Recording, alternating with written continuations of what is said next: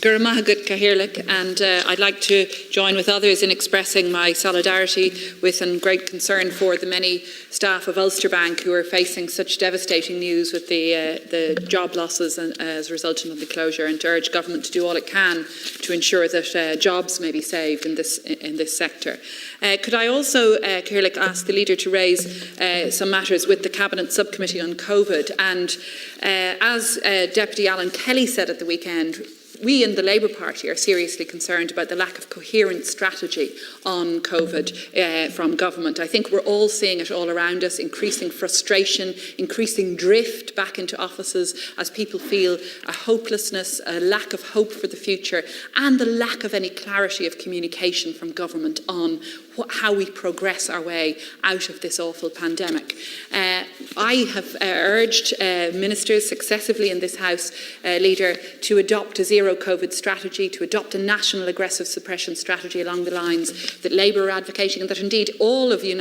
those in opposition parties are united in calling for a more aggressive suppression strategy, the introduction of a much tighter level of control around people coming into the state, the speeding up of the mandatory hotel quarantine measures, and the need to ensure that people feel that there is a strategy for coming out of this, for ensuring that this is indeed our last lockdown, and for ensuring that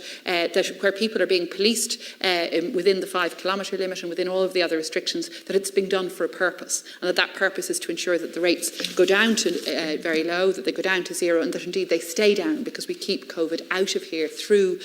much stricter and much tighter border controls. And I simply cannot understand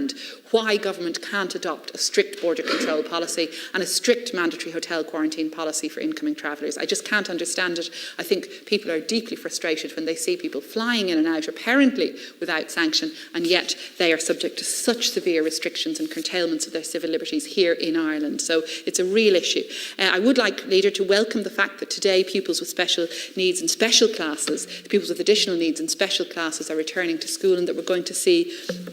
further opening up of special schools. But again, I would urge, Leader, for a more coherent and a more clear strategy on the return to school of all students. The safe return to school for all children must be a priority. We're seeing, again, mixed messaging, a lack of clarity around dates, and we really need to ensure that children know when they're coming back. I think we all know just the deep frustration felt by so many children, parents and teachers about lack of clarity. And I want to support the Children's Ombudsman, Niall Muldoon, who's called for a COVID dividend for children, to invest in an infrastructure to ameliorate the terribly negative effects of the pandemic. It's in line with the Labour Party's policy, our Catch Up for Children scheme that we have advocated. We've urged government to adopt